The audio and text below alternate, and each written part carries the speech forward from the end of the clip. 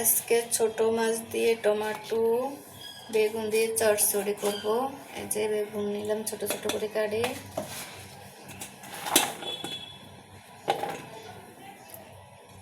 আর এই ছোট মাছগুলো হচ্ছে সিরিং মাছ, এগুলো ফুল সিরিং বলে, অনেকে কি বলেন জানি না, আমরা এগুলো ফুল সিরিং বলি।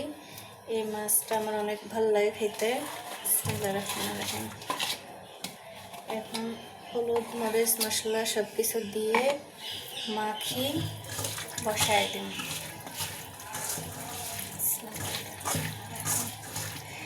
শুধু এই মাছ রান্না করবো না, চিংড়ি মাছ দিয়ে লাউ রান্না করবো, চিংড়ি মাছ দিয়ে আবার পুঁই শাক রান্না করবো।